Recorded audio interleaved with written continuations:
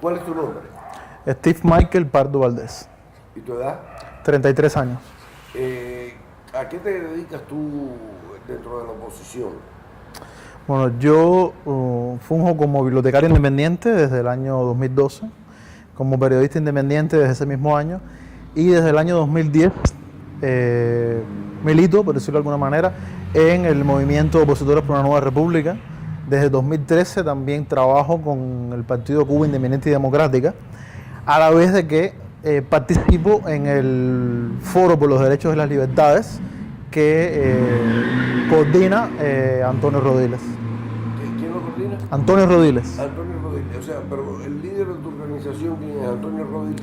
Bueno, el líder del Foro por los Derechos y Libertades y de Estado de SAT es Antonio Rodiles. Yo como tal trabajo con disímiles organizaciones, en este caso con el CID, Cuba Independiente y Democrática, el partido que fundó Hugo Matos en Venezuela. En este momento Rogelio, el hijo de Hugo Matos, es el secretario general del partido. Y por la parte del movimiento Opositores por la Nueva República, José Díaz Silva es quien dirige el partido aquí en la isla. No es Cuesta Morúa. No, Cuesta Morúa es quien tengo entendido que trabajó mucho tiempo con Arco Progresista y en este momento está ligado, creo que es quien coordina la plataforma Otro 18.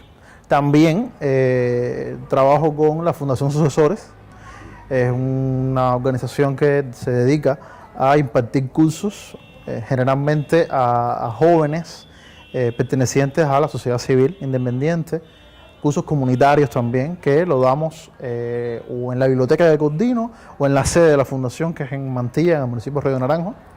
Y ahí hemos trabajado una relación bastante cercana con Cuesta Morúa, con su proyecto Otro 18, también con Aliada, con el proyecto Candidatos con el Cambio. O sea, pero tú, dentro del proyecto Otros 18, tú no te vas a postular para las elecciones. Inicialmente, debido a esta relación de trabajo que teníamos con el tema de la Fundación Sucesor y los talleres comunitarios que hacíamos, el propio Cuesta Morúa y Díaz Silva, de alguna manera me propusieron esta posibilidad. Yo inicialmente acepté, a pesar de que, por ejemplo, el Partido Cuba Independiente y Democrática no está muy de acuerdo con la línea que sigue Otro 18, tampoco el Foro por las Libertades está muy de acuerdo con esta línea. Pero bueno, yo soy un actor independiente, realmente me interesó en un momento determinado y luego, debido a, te comentaba, la visita que yo realicé el año pasado a Washington y luego a Birmania, a actuar Myanmar, y tener una posibilidad de intercambiar con el ámbito post-totalitario y con la transición que se está viviendo en Birmania, amén de las luces y oscuridades que pueda tener el proceso, realmente me llevé al convencimiento de que tal vez no sea la línea más adecuada, es mi opinión. Respeto el trabajo que hace Otro 18 y el trabajo y la valentía que tienen estas personas que se van a postular como delegados, pero realmente no creo que sea la línea que fuerce al gobierno cubano al cambio. Hay que tener en cuenta de que el gobierno cubano se ha acomodado al poder, hay que tener en cuenta de que además de todo esto hace lo posible y lo imposible por retener todo el poder, ni siquiera una parte, todo el poder. Ellos no quieren compartir, no hay nada que haga que dé indicios de que de alguna manera el gobierno desee forzar un cambio. Creo que si nosotros como opositores no logramos canalizar esta incomodidad que hay en la calle por las carencias, por la falta de libertades, canalizarlo en una presión real que fuerce al gobierno a plantearse la idea del cambio, creo que por sí solo no va a caer. ¿Y tú crees que esta plataforma Otro 18 logre que se elijan algunos de sus candidatos? Mira, ¿qué sucede con esto? Primero, en Cuba no hay elecciones, no hay un proceso eleccionario real. Es lo primero que hay que tener en cuenta y es lo primero que me llevó a mí a dudar de que realmente en la plataforma Otro 18 pueda funcionar o pueda forzar el cambio al gobierno. Entrar en el juego electoral, por llamarlo de alguna manera, por una cuestión semántica, hay que ponerle un nombre, En Cuba no hay elecciones, no hay posibilidad de hacer, de promover de ninguna manera propaganda por los candidatos. Los candidatos son puestos casi que por obligación. Hay un detalle, tú puedes llegar a ser candidato de barrio, delegado de barrio, pero hay una comisión de candidatura que no te va a permitir jamás dar el salto de ser un sencillo delegado de barrio por 2 años a de alguna manera pasar a la Asamblea Nacional. Mientras esté ese tope que está conformado por funcionarios del Poder Popular, por militantes del Partido Comunista, ellos no van a permitir de ninguna manera que usted, no como opositor, sino como sencillo y simple ciudadano de a pie, logre llegar a esta cúpula, que además no es quien detente el poder en Cuba. El poder en Cuba en este momento, y es un caso, creo que es atípico en el mundo entero, si te pones a analizar la historia de las transiciones democráticas, vemos que ha habido un traspaso de poder frente a los ojos de la comunidad internacional, y tal vez obviar las cosas que han sucedido en estos casi 60 años de revolución, todas las personas que se han visto obligadas a salir al exilio. Tenemos Miami tiene más de 2 millones de cubanos y creo que es la provincia, lo estaba oyendo en una entrevista hace poco, se define como la provincia económicamente más importante de Cuba, y es verdad. ¿Tú piensas emigrar? Mira, eso es una pregunta interesante. Yo el año pasado perdí una beca para estudiar economía en la Universidad de Carolina, en la República Checa, porque el gobierno cubano de alguna manera impidieron, demorándome los papeles que pide la embajada para poderte incorporar a la beca con el tema del visado de estudiante y esas cosas. Al final no tuve la posibilidad. No tenía pensado emigrar, tenía pensado ir a estudiar y retornar para con esos conocimientos de alguna manera. Mira, hay un detalle. Una de las grandes falacias, de las grandes insultos que nos hace el gobierno es que somos improvisados. Pero somos improvisados porque el ministro de Educación Superior hace unos años se paró en uno de estos discursos que ellos dan y dijo que la universidad era solo para los revolucionarios. Entonces, ¿cómo tienes posibilidad de capacitarte si no te dejan llegar? Yo fui expulsado de la Universidad San Jerónimo de La Habana, yo trabajaba en la oficina del historiador como técnico especialista en restauración, entré en la primera lanzamiento que se hizo, la primera convocatoria para estudiar arquitectura, urbanismo y arqueología. Terminando el primer año tuve una discusión con la decana, con la vicedecana Leonora Amaro de la universidad, por una compañera nuestra que se quedó en un curso que fue a pasar a Colombia, y yo la defendí a ultranza sin darme cuenta de que la conversación que estábamos teniendo iba a pasar más allá de lo personal. Y bueno, me trajo como consecuencia que me expulsaran de la universidad por mis ideas políticas. No tengo pensado emigrar. Yo he tenido la posibilidad de salir de Cuba a Europa, al propio Estados Unidos, a Canadá, unas cuantas veces por temas de capacitación, gracias a estas organizaciones que de alguna manera se dan cuenta de que la sociedad civil necesita capacitarse. ¿Y en Estados Unidos has estado varias veces? Una vez, en Washington. No, en Washington. No pude estar en Miami. Quisiera... ¿Con quiénes te reuniste en Washington? Bueno, el viaje a Washington estuvo motivado principalmente porque el Instituto Republicano Internacional organizó una serie de eventos con grupos de disidentes cubanos para que tuviesen un contacto con la realidad de transición que ocurrió en Birmania en el año 2015 a raíz de las elecciones, y que el NLD logró la victoria en las elecciones y los militares de alguna manera dejaron el poder. De alguna manera porque muchos se quitaron la chaqueta verde y se pusieron el blazer de empresario. Pero bueno, nuestra visita a Washington estuvo condicionada a poder ir a la embajada birmana y tramitar el visado.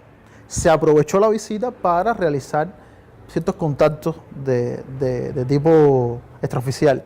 Por ejemplo, estuvimos en la sede de la NED. La National Endowment for Democracy. Exactamente. Estuvimos en el propio Congreso, tuvimos una conversación interesante con el senador Marco Rubio, senador de la Florida. ¿Quién le recomendó Marco Rubio? Marco Rubio nos habló de la necesidad que tiene Cuba del cambio democrático, de llegarle a la población, pero a la población real, a esa que está en la calle luchando los frijoles diariamente, pero de ser más activo, de alguna manera forzar al gobierno a que exista el cambio, a que se produzca ese cambio. ¿Tú sentiste cuando oíste a Marco Rubio, o lo que le preguntaste, tú sentiste que él en el tema de Cuba tiene los pies sobre la tierra o que está flotando en una nube? ¿Tú crees que Marco Rubio conoce Cuba? Creo que para conocer a Cuba, para conocerla realmente, hay que vivirla. Es probable que tenga una noción bien formada de la situación que hay en Cuba, pero para conocerla realmente, para tener una idea de lo que pasa el pueblo cubano, no basta ver alguna noticia de vez en cuando en la CNN o en los pocos espacios de prensa independiente que tiene la sociedad civil, la verdadera sociedad civil. Y eso se demostró en Panamá en el 2015, cuando Cuba armó una sociedad civil que se sabe que no es sociedad civil, que son grupos paramilitares, y los llevó a Panamá y se aceptó en Panamá esa sociedad civil y se olvidó por completo a la verdadera sociedad civil cubana. Y no bastó eso, también hubieron altercados y se le cayó a golpe delante de las cámaras a miembros de la sociedad civil cubana. Entonces es probable de que en la alta nomenclatura del gobierno norteamericano no tengan una idea bien formada de lo que necesita Cuba realmente. Te pregunté eso porque Marcos ha abogado por el retroceso del intercambio de relaciones y aboga en contra de la política people to people, de que los norteamericanos puedan venir y demás. O sea, por eso te decía, ¿tú piensas que es un tipo que tiene, un político que tiene los pies en la tierra o que está flotando en una nube? Yo pienso que realmente él no es tanto como que haya abogado en contra de esa política, sino en lo que puede representar esa política de alguna manera para oxigenar al régimen. Está probado de que en 50, casi 60 años de totalitarismo comunista en la isla, no ha habido éxito con ninguna de las políticas que han venido desde Washington. No ha habido un cambio, no ha habido apertura democrática. Y siempre el gobierno cubano ha encontrado la manera de, primero, echarle la culpa a otros, como todos los gobiernos populistas, crea un enemigo interno y un enemigo externo que siempre justifica los desmanes del régimen. Y tal vez él haya analizado esto y crea que la normalización de relaciones y lo que pueda venir detrás de esto, inversiones, visitas, proyectos, sirvan en realidad para, no para empoderar a la población, sino para darle mayor posibilidad al régimen. Estamos en un momento en que, un momento decisivo creo, en que la revolución no tiene de dónde aguantarse. Venezuela está en una crisis terrible, una crisis creada en gran parte por el asesoramiento cubano a la política venezolana. Las relaciones con Medio Oriente no creo que sean fructíferas con el tema este de tratar de encontrar un adecuado suministro de petróleo.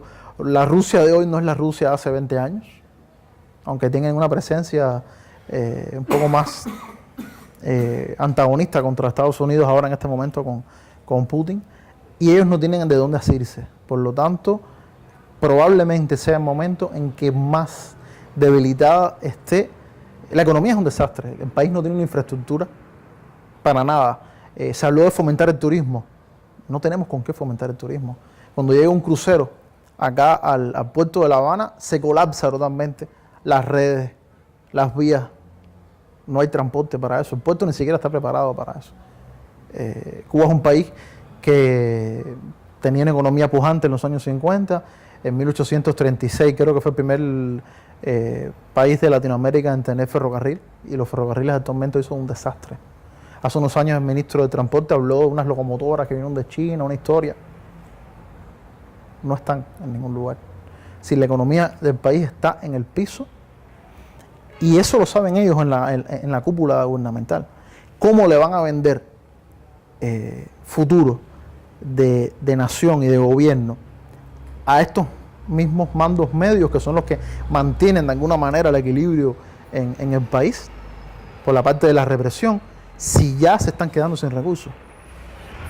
La posición de Marco y de la política nueva de Trump es recrudecer el bloqueo contra Cuba, el embargo contra Cuba. O sea, Sí. ¿tú estás a favor? ¿Tú crees que es el momento de recrudecer el embargo contra A ver, Cuba? yo creo que esa es la posición de Marco Rubio, no es mi posición.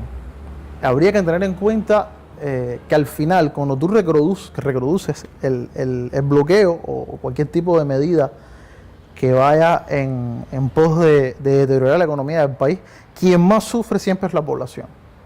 ¿Y eso se lo dijiste a Marco Rubio? No tuvimos tanto tiempo para conversar sobre eso, lamentablemente. ¿Con qué otros representantes te reuniste cubanoamericanos? ¿Con Mario? No fue posible, no fue posible. Fue solamente con Marco Rubio porque estas personas, estos actores políticos estaban en la Florida. Y nuestro viaje fue exclusivamente a Washington. Estuvimos también en el Departamento de Estado. Ahí estuvimos conversando con un funcionario, no recuerdo el nombre de la hora, que es que atiende la política hacia Cuba por parte del Departamento de Estado. ¿Tú recibes financiación de la NET? No. No, para nada. O sea, ¿recibes alguna financiación de alguna organización? A ver, yo recibo una ayuda del Partido de Cuba Independiente y Democrática por el tema de un proyecto de defensoría, un proyecto periodístico que se hace de denuncia ciudadana. Es una ayuda para el tema de internet, recarga telefónica, solamente eso. O sea, ¿es una ayuda significativa? No, solamente esa ayuda. solamente esa ayuda. Y Los proyectos comunitarios, por ejemplo, como que yo tengo de la biblioteca, los talleres que damos, lo hacemos, como decimos los cubanos, a pulmón. Realmente es la realidad. Sí tenemos un apoyo moral muy interesante por parte de la República Checa. ¿Tú visitas la embajada checa? Sí, para internet. Sí. ¿Y desde el punto de vista moral, pero económico? No. Entonces, ¿cómo puedes sobrevivir? ¿Cómo puedes vivir? Bueno, eso es interesante. Mira, amén de tu posición política en Cuba, llevar a tu casa, y si tienes familia es más difícil, el sostén diario es difícil. Cuando decides tomar este camino de oponerte abiertamente contra el gobierno, sencillamente te cierran por todos los ángulos.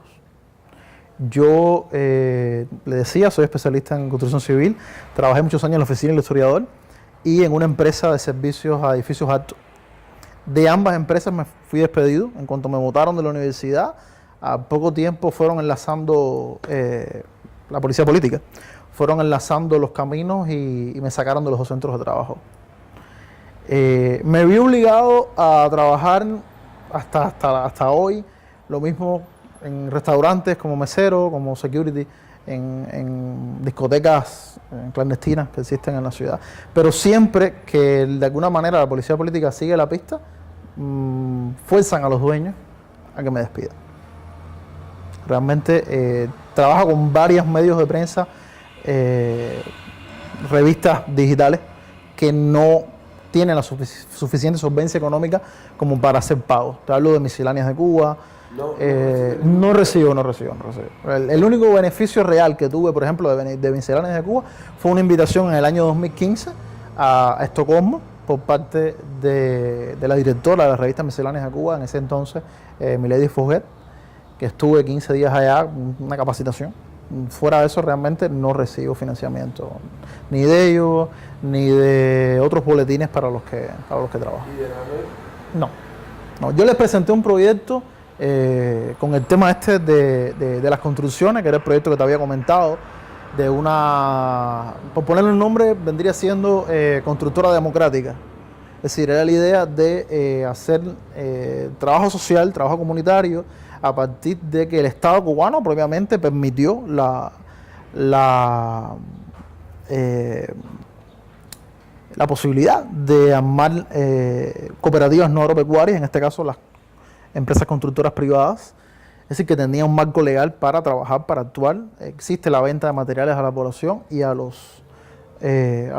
sector privado, aunque no existe un mercado mayorista que realmente supla las necesidades de este sector privado.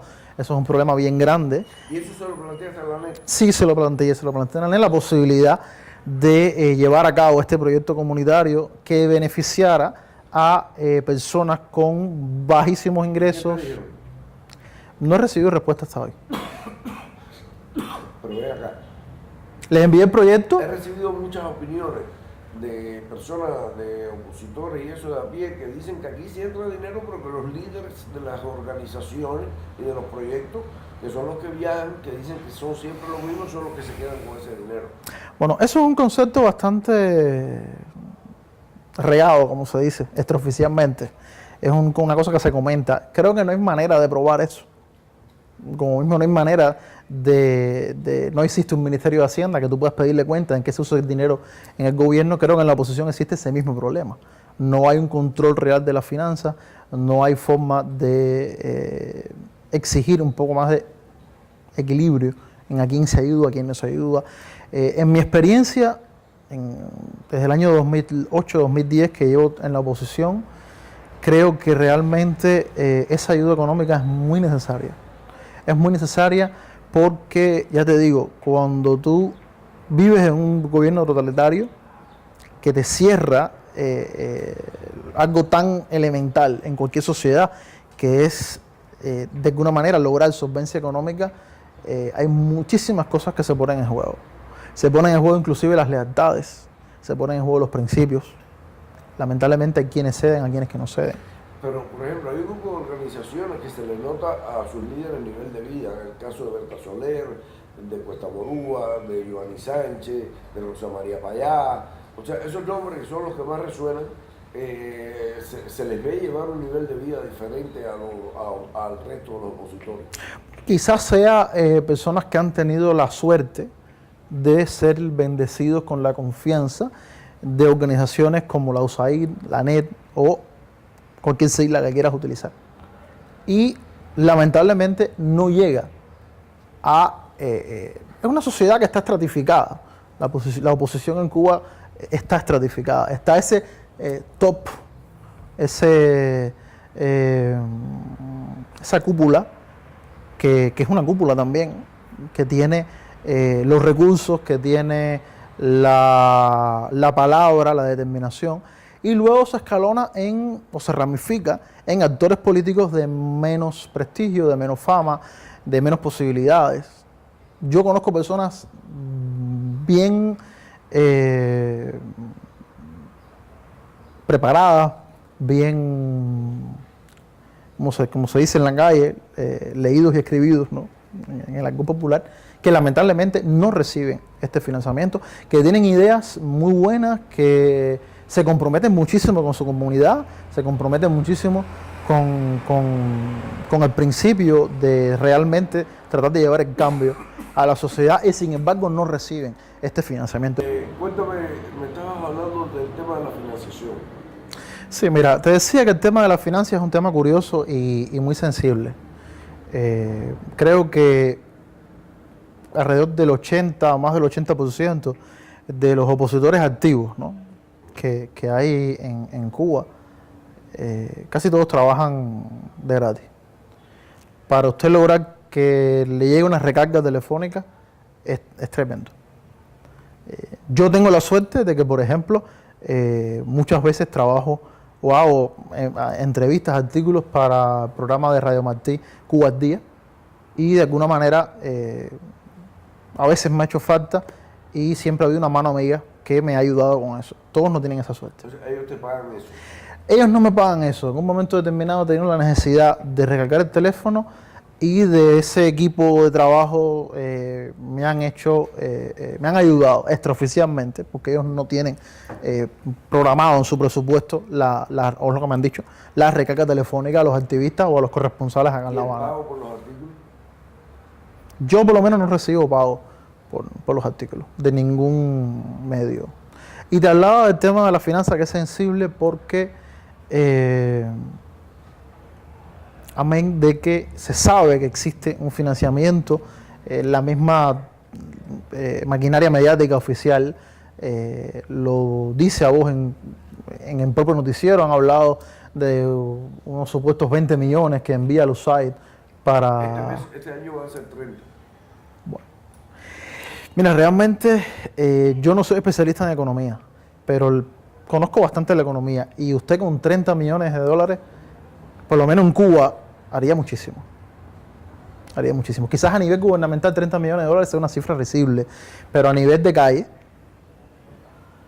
30 millones de dólares resolvería bastantes problemas. Por ejemplo, uno de los principales problemas que tenemos nosotros acá como opositores, y en eso pesa mucho el tema de financiamiento, es que, primero, bueno, no solamente nosotros, cualquier opositor, inclusive estos que están en la cúpula, que han tenido la suerte de recibir financiamiento, no tenemos acceso a los medios oficiales de difusión. Eso se sabe. La prensa, ya sea escrita, radial, televisiva, es propiedad y está absolutamente vedada al opositor. Por lo tanto, los otros recursos que nos quedan es la labor proselitista que se hace de entregar boletines impresos, discos con generalmente resúmenes noticiosos de varias cadenas televisivas de derecha. ¿Y por qué de derecha? Porque generalmente todo lo que viene de la izquierda viene por cartilla, por asignación, por la televisión cubana. No niego, a ver, en esto de la información y la verdad es una sola, venga de la derecha o venga de la izquierda, pero generalmente los discos nos llegan a nosotros ya es decir, elaborados. La información ya viene elaborada. Yo estuve un tiempo, hace 2 años teníamos un funcionario en la Embajada de Suecia que nos daba la posibilidad de descargar archivos. Yo en particular descargaba documentales, hacía resúmenes noticiosos, un trabajo bastante interesante. Lograba, cuando aquello yo tenía recursos en mi casa, recursos que los compré yo, no me los envió nadie. A mí se me hizo un registro en octubre del año pasado, a raíz del viaje que hice a Washington y a Birmania, donde me decomisaron hasta el teléfono, la laptop, la impresora. La impresora sí era del Partido de Cuba Independiente y Democrática, pero todos los demás recursos que me llevaron, hasta un plasma, era mío. Bueno, el plasma era de mi suegra, que eso te imaginas que eso fue una historia personal pero terrible. Me dejaron sin herramientas pero bueno, no obviando este tema que es una cosa ya más personal, no de recursos. Este funcionario nos permitía hacer este trabajo a mí y a otros muchachos que hacían la Embajada de Suecia. ¿Qué embajadas tienen un compromiso? Mira, en este momento está operando la Embajada de la República Checa, que semanalmente tiene una distribución de turnos para acceder a internet bastante amplia, aunque la conexión no es la ideal. La Embajada de Suecia es la que mejor conexión tiene, realmente, que también posibilita este servicio. Y la Embajada Americana con sus particularidades. La Embajada Española hasta el año pasado nos daba también... ¿Cuáles son las particularidades de la Embajada Americana? Mira, la Embajada Americana, antigua sesión de intereses, nunca ha permitido realizar descargas desde sus ordenadores. Es decir, tú no puedes descargar noticias, videos, fotos y llevártelas en una memoria. Es decir, tú nunca manipulas tus pendrive. Las memorias no las manipulas tú. Las entregas siempre ha sido así, por lo menos desde que yo voy a la embajada, a la antigua sesión de interés, desde el año 2010. Tú entregas la memoria en la puerta, en el control de seguridad, y esas memorias de todos los que vamos, de los 20, de los 30 que estemos en el turno, a los 10, 15 minutos, a veces pasa 1 hora y no te las han entregado. No entiendo por qué. Eso lo manipula personal cubano que trabaja en la embajada. No estoy diciendo nada, es simplemente personal cubano que trabaja en la embajada. Habría que ver ¿qué sucede ahí? Te entregan las memorias, es decir, te entregan las memorias, no, disculpa, pasan las memorias a un servidor central que hay dentro del local que se accede a internet y te pasan la carpeta que tú deseas trabajar a tu máquina. Es decir, tú no manipulas la memoria y no puedes realizar descargas hacia esa memoria. Eso a algunos les sirve a la hora de publicar cosas, pero también está el tema de que influye el peso de la foto que lleves, el peso del video que lleves. Es decir, eso son obstáculos que realmente dificultan el trabajo. Eso siempre ha sido así en la sesión de intereses, por lo menos mientras yo he estado yendo, y sigue siendo un problema actualmente. Si no hay manera de descargar información al pendrive. No sé si tendrá que ver ya con el protocolo de seguridad interno de la embajada, con algún acuerdo que hay entre el gobierno norteamericano y el gobierno cubano. No tengo manera de saberlo, pero lamentablemente es así. Te decía que la Embajada Española hasta el año pasado prestaba servicios de navegación en internet y biblioteca a los opositores.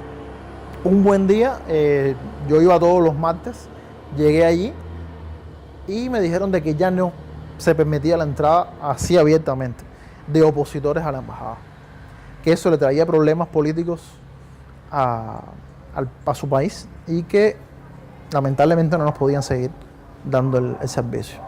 Es un lugar menos a donde tenemos ahora para acudir, porque cada embajada también tiene particularidades como los días nacionales feriados, a veces que están cerradas por algún motivo interno de la embajada, y son cosas entonces que atentan, y ahí es donde entra el tema de financiamiento, contra la posibilidad de llegar a una zona wifi y tener que abonar un pago para conectarte y enviar o recibir.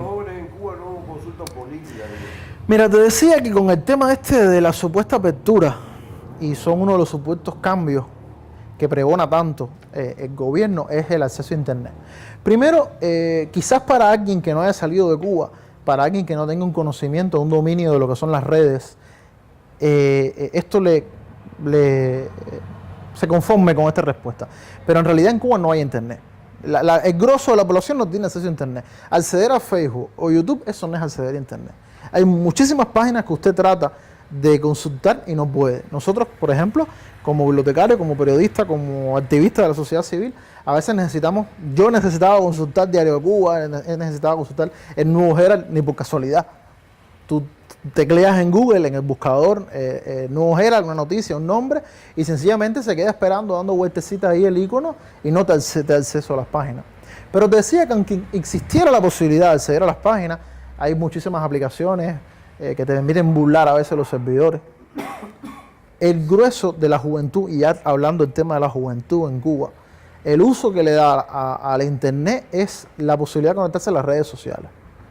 Y esto es un trabajo que nosotros hemos seguido muy de cerca con el tema de los talleres comunitarios a los jóvenes, y nos hemos dado cuenta que realmente la juventud, quizás hay excepciones, usan las redes sociales exclusivamente para acceder al Facebook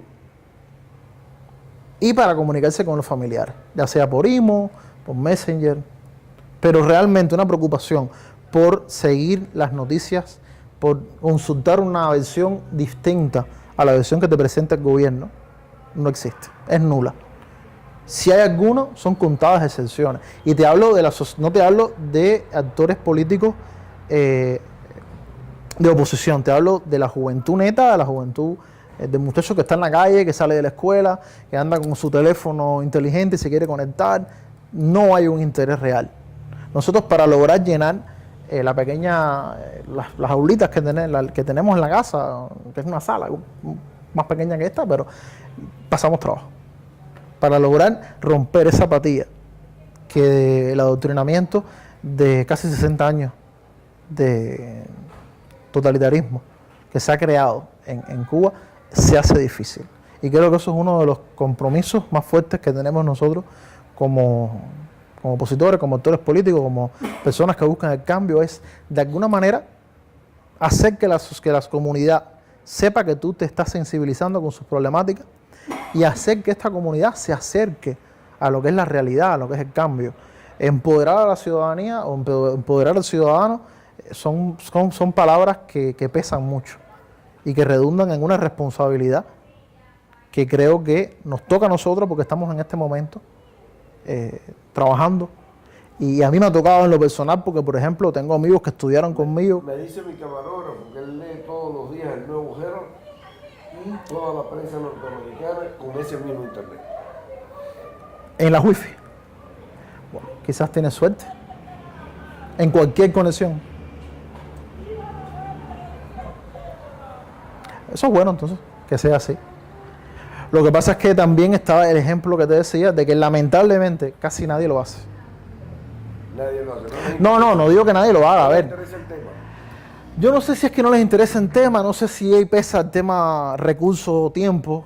Si tú tienes abonas $2, $5 por una tarjeta y quizás el tiempo que te da esa tarjeta tú prefieras, es una cuestión de prioridad, quizás, y de educación. Quizás le sea más provechoso a su espíritu comunicarse con la familia o con una muchachita en el exterior a tomarse 15 minutos para revisar la prensa extranjera, puedas o no puedas hacerlo. Ok, muchas gracias. Gracias. Okay. Gracias a usted por la oportunidad. Gracias.